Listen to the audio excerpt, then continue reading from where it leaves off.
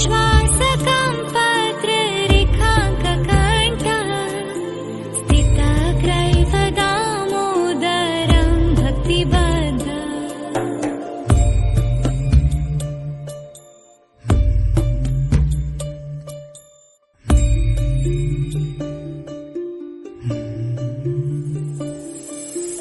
इति दृक्स्वलीलाभिरानन्दकुण्डे स्वघोषं निमज्जन्तमख्यापयन्तम् इति दृक्स्वलीलाभिरानन्दकुण्डे स्वघोषं निमज्जन्तमख्यापयन्तम् तदीशितगेषु भक्तैर्चित्तत्वाम् पुनः प्रेमतस्तं शतावृत्तिवन्दे तदीयाशितगेषु भक्तैर्चित्तत्वाम् पुनः प्रेमतस्तं शतावृत्तिवन्दे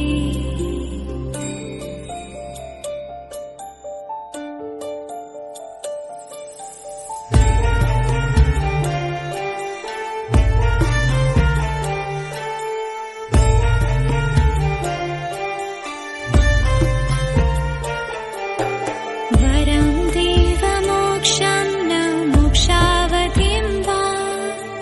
न चन्यं वृणेऽहं वरिषादपीहा वरं देवमोक्षं न मोक्षावधिं वा न चन्यं वृणेऽहं वरिषादपीहा इदं देवपूर्णात् गोपालबालम् सदा मे मनसा वीरसां किमन्ये इदं देवपूर्णात् गोपालबालम् सदा मे मनसा वीरसां किमन्ये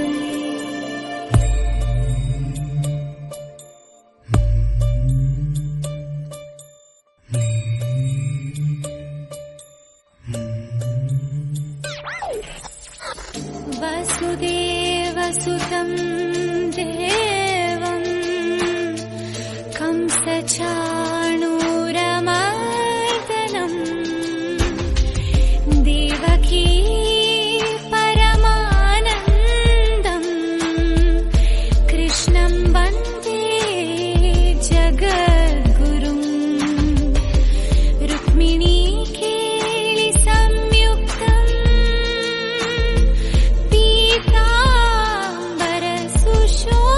पीताम्बरसुशोभितम् अवाप्य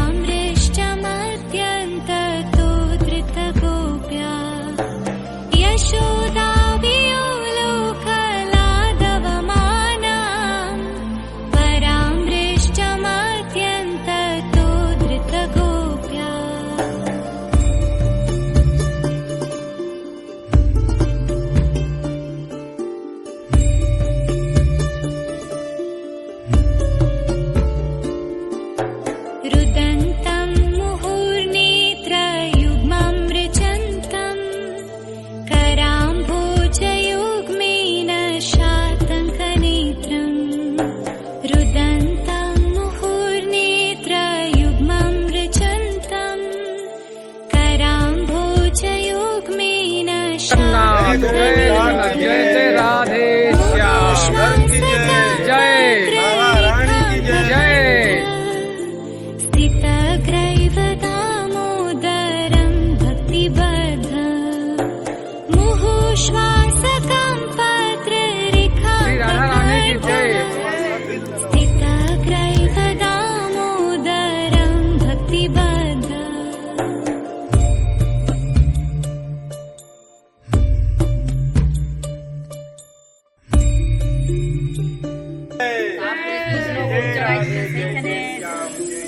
इति दृक्स्वलीलाभिरानन्दकुण्डे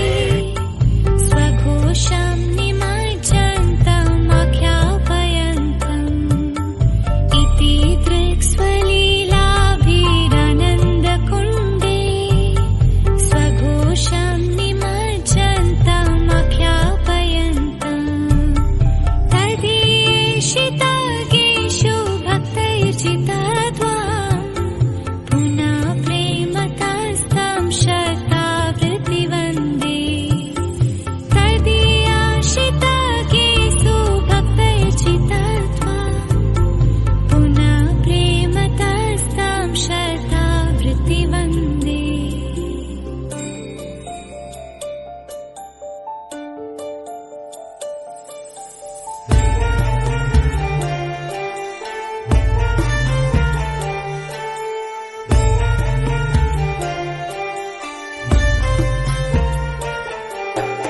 वरं देवमोक्षं न मोक्षावधिं वा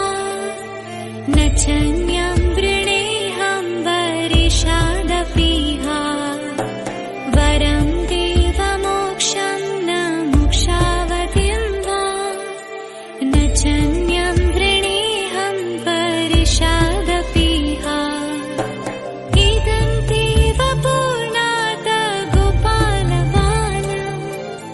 सदा मे मनसा वीरसां किमन्ये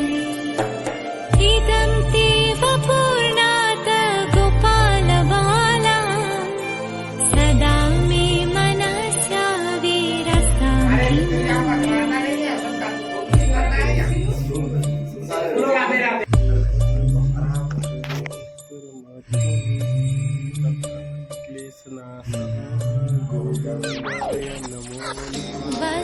वसुदेवसुतं देवं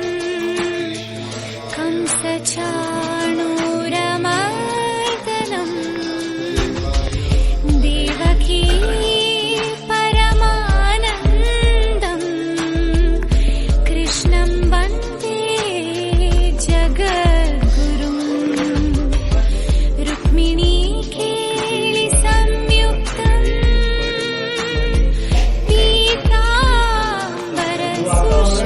पीताम्बरसुशोभितम् अवाप्य तुलसीगन्धम् कृष्णं वन्दे जगद्गुरुम्